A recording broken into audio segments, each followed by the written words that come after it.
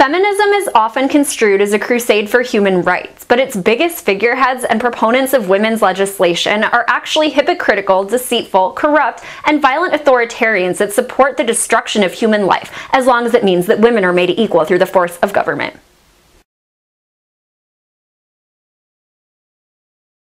Beyoncé is a self-described feminist and a symbol of feminism all over the world, but in spite of her reputation as a socially conscious celebrity, her actions and support for a certain politician indicate the opposite is true.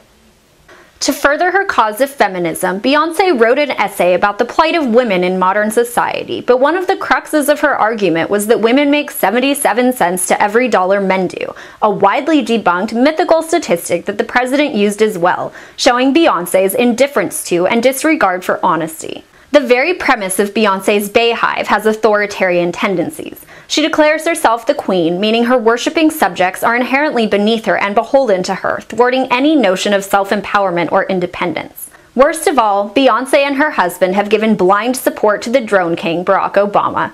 On Martin Luther King Jr. Day, she hypocritically posted about the virtue of nonviolence, meanwhile shilling for an administration that uses, or at least often tries to use, violence as a first resort. Dianne Feinstein has been a longtime proponent of women's rights, so much so that she's been supported by a feminist political action committee, but her criminal intent, behavior, and character overshadows any alleged attempt she's made to improve the lives of women.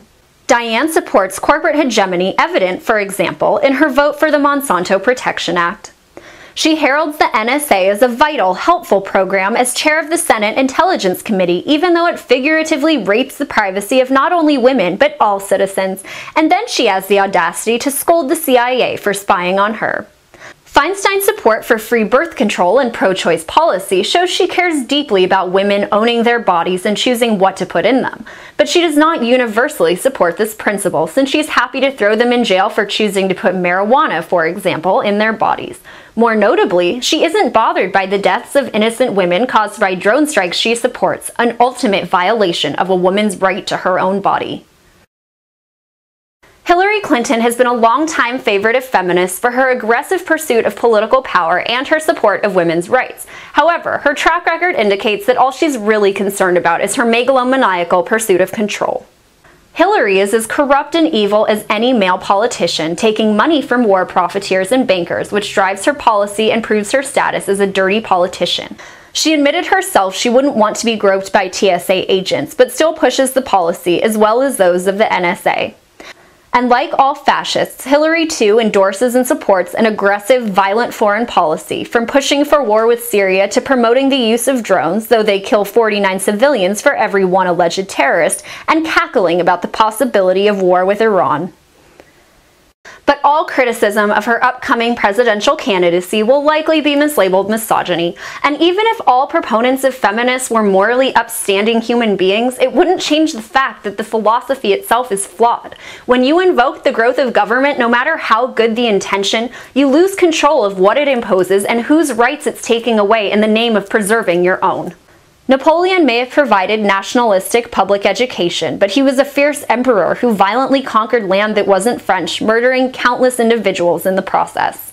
LBJ claimed to want to help minorities and the poor with the Civil Rights Act of 1964 and the Voting Rights Act of 1965, as well as his Great Society, but then he sent them all off to die in his lion-induced Vietnam War. And the 2008 bailouts were intended to help the people, but instead, in the last 6 years, 95% of the wealth has gone to 1% of the population, violating the rights of Americans to be economically free. So feminists, please stop pretending that your desire for free birth control and equal pay, which already pretty much exists, is justification for the imposition of a violent government that forces your will on others. Because the second you decide that you want government to enforce your feminist ideals, you endorse the entire system of crimes against humanity that very same government commits. This system is responsible for unfathomable murder, deception, lies, and a false illusion of democracy. So keep in mind also that when politicians bait you with issues like women's rights and feminism, they desire to keep the people separated and afraid of each other. So instead of hating the right because they don't want to pay for your free birth control, or the right hating you because they think you're a God-hating abortion lover, maybe both the left and the right should look to the government instead of being at each other's throats when they should be at the throat of the state.